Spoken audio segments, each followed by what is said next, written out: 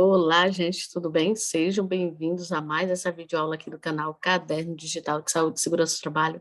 Meu nome é Michele Carneiro e hoje, gente, eu vou dar continuidade ao estudo que a gente está fazendo da Lei 6.514 de 77.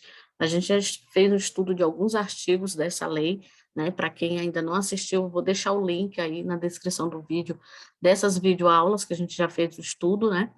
E agora nós vamos passar para o artigo 168 dessa lei, tá? Na seção 5. A gente vai começar pela seção 5, tá? Eu aqui já fiz a marcação de alguns pontos principais, então se vocês estiverem acompanhando aí, já façam a marcação aí de vocês, né? Que são aqui assuntos que eu marquei que são bem cobrados em concurso público e em provas de seletivo, né? E que é importante o profissional SST, né, ter conhecimento, tá certo? Então, vamos lá. Deixa eu só diminuir mais um pouco aqui a tela. Certo. Isso. Vamos lá. Seção 5 trata de medidas preventivas de medicina do trabalho.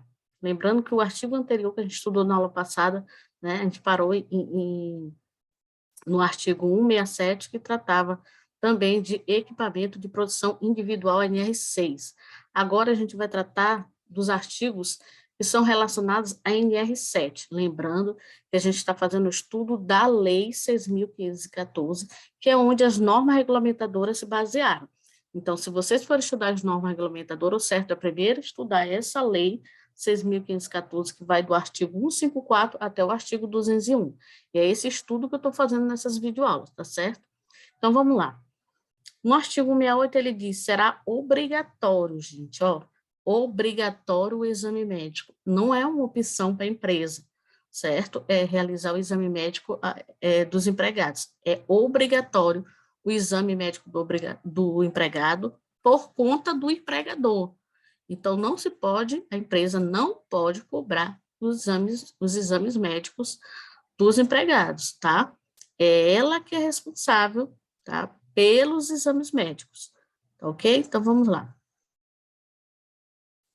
No parágrafo 1º, aqui ele diz, por ocasião da admissão, o exame médico obrigatório compreenderá a investigação clínica nas localidades em que houver, tá? A biografia, né?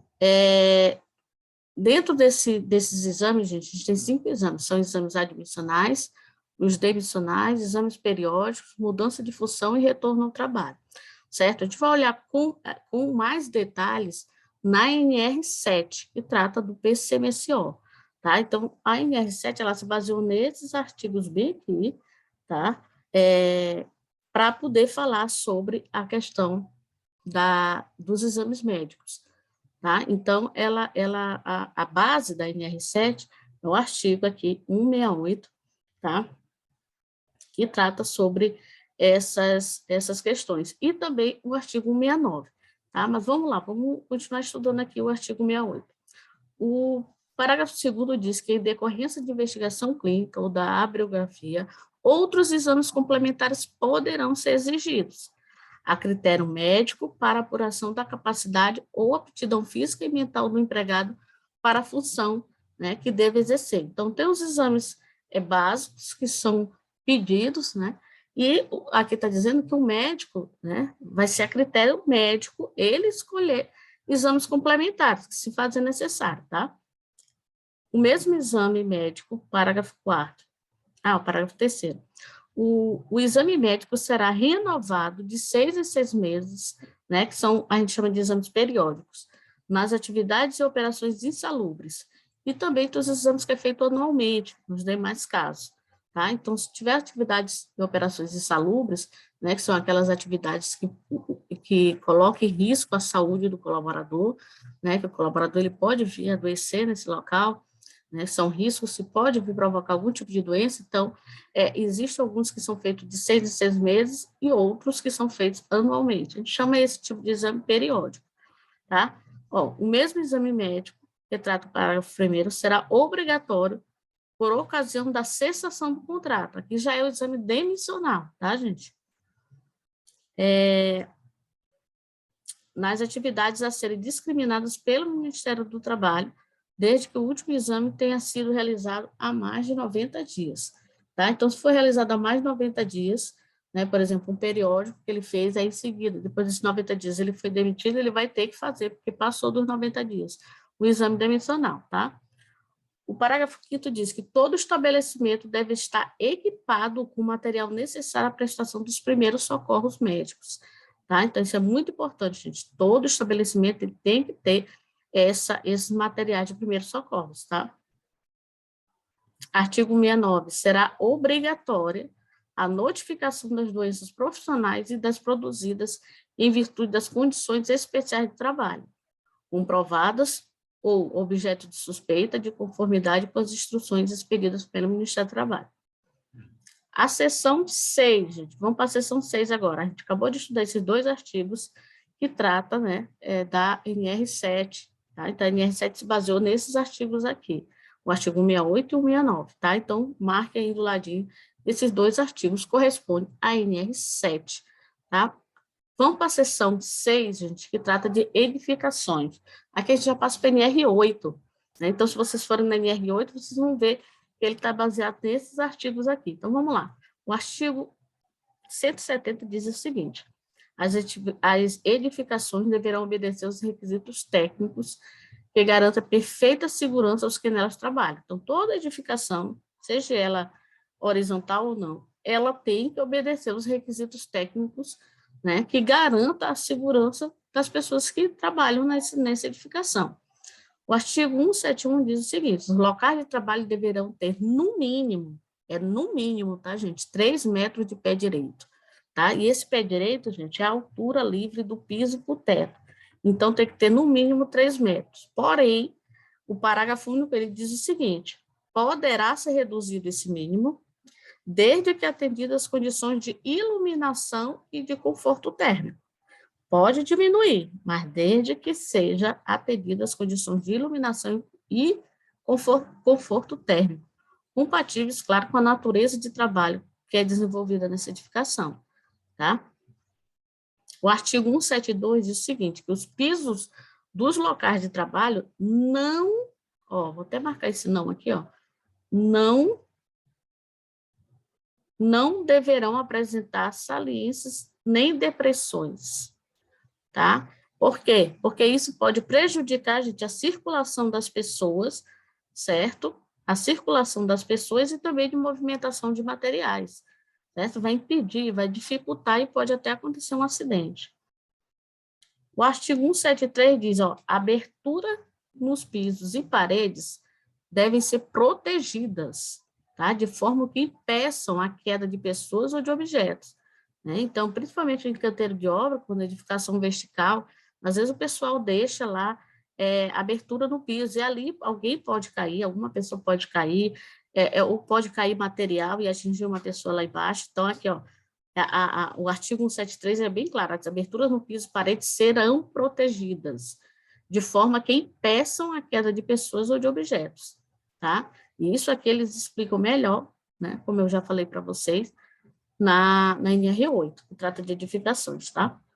O artigo 174, ele diz que paredes, escadas, rampas de acesso, passarelas, pisos, corredores, coberturas e passagem de locais de trabalho deverão obedecer às condições de segurança e higiene, que são estabelecidas pelo Ministério do Trabalho, tá? E manter, claro, em perfeito estado de conservação e limpeza. Quando ele diz estabelecida pelo Ministério do Trabalho, é porque ele está jogando a bola para as normas regulamentadoras, tá? Vamos lá. Seção 7. Aqui a seção 7 trata da iluminação, certo? Que era, essa iluminação, ela era descrita na NR9, depois passou para outra NR, se não me engano, a 17, e a NR9, ela está passando por atualização atualmente, né? E vai trazer anexos relacionados a esse item aqui, tá, gente? Artigo 175, o que ele fala sobre iluminação? Em todos os locais de trabalho, marque aí, deverá haver, gente, ó, iluminação adequada, natural ou artificial. Natural ou artificial, tá?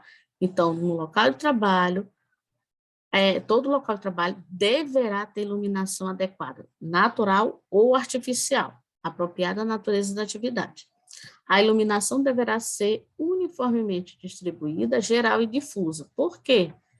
Porque ela tem que ter essas características? Para evitar ofuscamento, ó, gente, marca aí, ó, ofuscamento, reflexo incômodo, sombras e contraste excessivo, né? Então, ela é bem clara aqui em questão de iluminação. A iluminação, ela provoca má iluminação, né? Iluminação excessiva pode provocar problemas de concentração, atenção e também de visão, tá? Do colaborador. Os níveis mínimos de iluminamento, né, você encontra nas normas do Ministério do Trabalho, tá?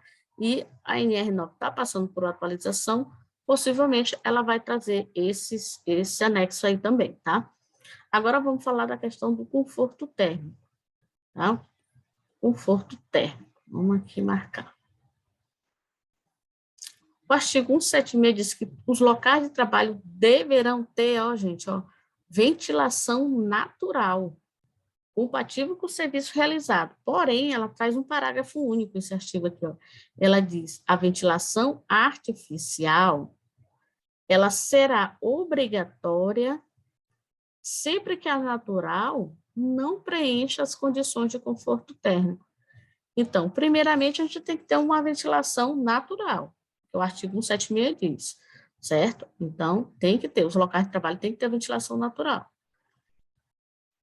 Porém, né, caso a natural não preencha as condições de conforto térmico, aí a ventilação artificial, ela deverá ser obrigatória, tá?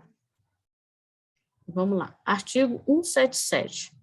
As condições do ambiente se elas se tornarem desconfortáveis,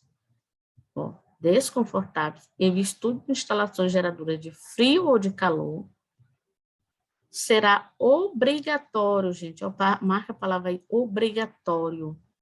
Então, se as condições do ambiente se tornarem desconfortáveis, porque está fazendo muito calor ou está fazendo muito frio, é obrigatório, tem que ter o uso de vestimenta adequada para o trabalho de tais condições, tá? Ou o uso, né, aqui eles vai trazer também, além do EPI, que é a vestimenta adequada, pode também usar as medidas de proteção coletiva, ó, capelas, anteparos, paredes duplas de isolamento térmico e outros recursos similares, né, de forma que os empregados fiquem protegidos contra as radiações térmicas, tá? O artigo 178 diz o seguinte, que as condições de conforto térmico dos locais de trabalho devem ser mantidas dentro dos limites que são fixados no Ministério do Trabalho, que é pelas normas regulamentadoras, tá? Vamos lá. Agora falando da seção 9.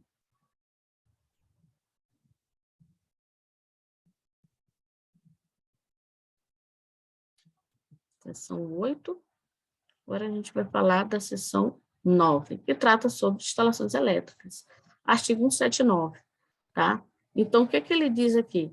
Que o Ministério do Trabalho disporá sobre condições de segurança e medidas especiais a serem observadas nas instalações elétricas, que quem trata de segurança de instalações elétricas é nada mais, nada menos que a NR10. A NR10 é que trata sobre segurança de instalações elétricas, tá? E ele diz aqui, ó, em qualquer fase, seja ela fase de produção, transmissão ou distribuição, ou até mesmo consumo de energia, né? Porque vocês sabem que são várias fases até chegar, por exemplo, nas residências, né, a iluminação, até chegar nos locais de trabalho, certo? Então, passa pela produção, então tem empresas que é só voltada para a produção de energia, transmissão, distribuição, até chegar no consumo de energia. Então, tem trabalhador em todas as fases. Então, ó, o que ela faz aqui, ó, em qualquer das fases, certo? Então, a NR10 serve para qualquer uma dessas fases. Essas fases são explicadas melhor na própria NR10, tá, gente? Olha o que ela diz no artigo 180, gente. Somente profissional qualificado, grifem aí, ó, somente profissional qualificado poderá instalar, operar, inspecionar ou reparar instalações elétricas. Dentro da NR10, gente, vocês vão ver que existem vários tipos de de trabalhador, que eles são os responsáveis por determinadas atividades. Existe profissional qualificado, existe atividades que só um profissional habilitado pode fazer, existe atividade que só um profissional autorizado pode fazer, e nós vamos ver esse conceito, eu trouxe até ele aqui, tirei da própria norma esses conceitos, só para vocês terem um conhecimento aqui prévio. Só um minutinho. Tá aqui, ó. Trabalhador qualificado. O que é trabalhador qualificado para a NR10? No item 1081, ela diz que trabalhador qualificado é aquele que comprovar a conclusão de curso específico na área elétrica, reconhecida pelo Sistema Oficial de Ensino. Tem vários cursos aí da área elétrica que tem esse reconhecimento oficial de ensino, tá? Então, se ele tiver, ele é considerado um trabalhador qualificado, tá? Curso técnico, tá? Tem vários cursos na área elétrica. E ela também fala de um trabalhador legalmente habilitado, que já é diferente do qualificado. Legalmente habilitado, ele é aquele profissional previamente qualificado e com registro competente no conselho de classe. Já são aqueles trabalhadores já com graduação, né? Por exemplo, engenharia elétrica, eles têm um conselho de classe, certo? E existe também um trabalhador, gente, capacitado. Esse trabalhador capacitado, né, que a INR traz, ele é aquele que atende as seguintes condições simultaneamente, tá? Então, um trabalhador, para ele ser capacitado, ser considerado capacitado, ele tem que receber capacitação sob a orientação daquele profissional habilitado, tem curso na área de ensino superior, e autorizado. Então, o profissional, além de ser habilitado, ele tem que ser autorizado.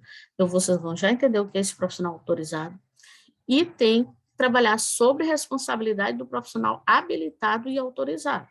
Então, ele tem que receber a capacitação e orientação desse profissional habilitado, e esse profissional habilitado ainda tem que ser autorizado. Fora que ele só pode trabalhar sob responsabilidade desse profissional habilitado e autorizado. Isso o profissional capacitado.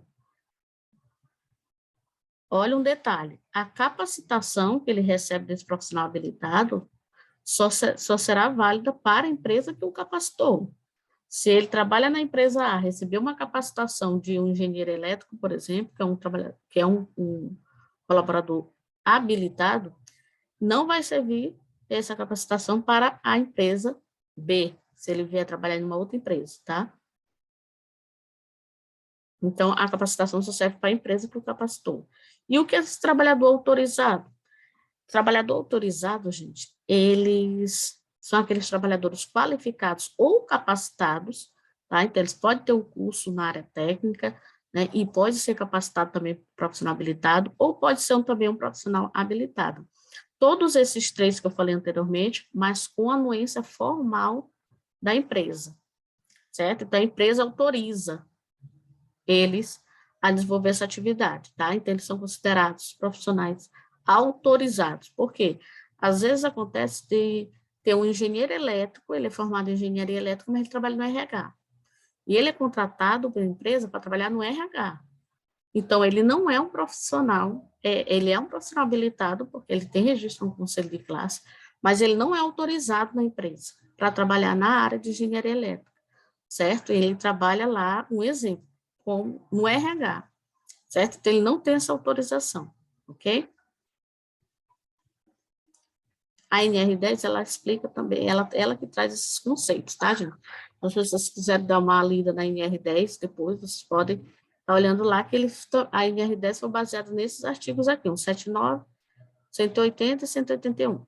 E o que diz o artigo 181? Os que trabalham em serviços de eletricidade ou instalações elétricas devem estar familiarizados com métodos de socorro a acidentes por choque elétrico. Então, eles têm que ter esse conhecimento de primeiros socorros na área de acidentes por choque elétrico. Tá certo, gente?